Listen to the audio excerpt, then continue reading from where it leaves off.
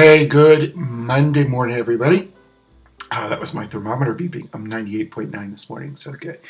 It's Monday morning. It is the beginning of Holy Week, week Lent, 6 of Lent. I hope you had a good weekend, all things considered. Snow, rain, self-quarantine, all that other stuff. But I'm still hoping it was a good weekend. Our gospel today is from John, chapter 12, verses 1 through 11. But I'm not sure I want to talk about the gospel today. I want to talk, I guess, about, it's a question several people posed to me, and I got it again last night. It's a good question, but I've seen this on the news. But it's also the wrong question, I think. People have asked, why does God allow this? Why is God doing this to punish us for our sins? And the short answer is no. And how do we know?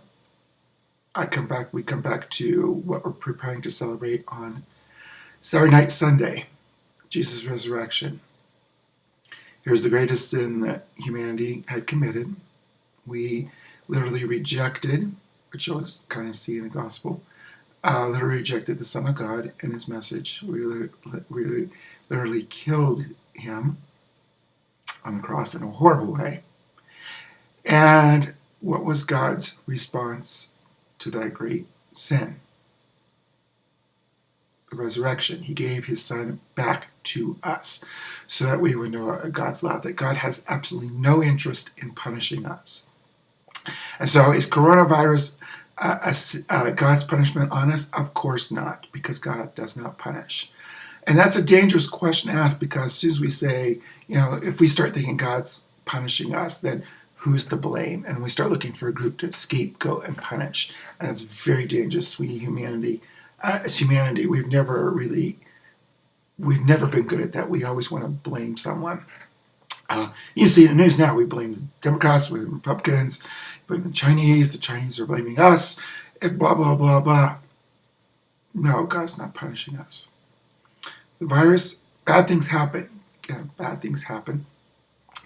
They happen because we do make mistakes. And I think what the virus does is it's expose really the failure of our systems, the inequity in our systems. It exposes just how unprepared we are. So it exposes our egotism, our bravado, our ignorance, all kinds of things. But it's not God, nor do I think it's the devil either. Because one of the things, as we start again, we can blame God or we can blame the devil, but that means we don't have to change. And what this is making us is to change. We need to change as well. So whenever we get into that mode, whenever something bad happens, because whenever inevitably something bad happens, hurricanes, volcanoes, earthquakes, we want to point the finger at some group. We want to scapegoat. So God is going to punish them, for whatever reason. And what we're preparing for, the resurrection, is our freedom from that scapegoating.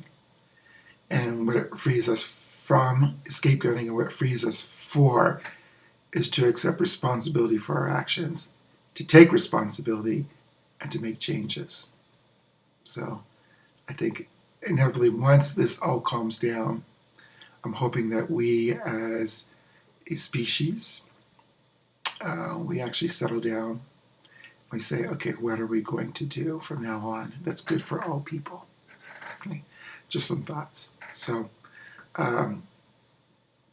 challenge, I guess, there it goes. So online mass again today at 8 o'clock, tomorrow at 8 o'clock, Wednesday at 8:30. And then Holy Week, Thursday, Friday at 6 p.m., Easter Vigil, on Saturday at 8 p.m., Sunday morning, 9:30 p.m., okay? Be safe out there. Be good. No scapegoating.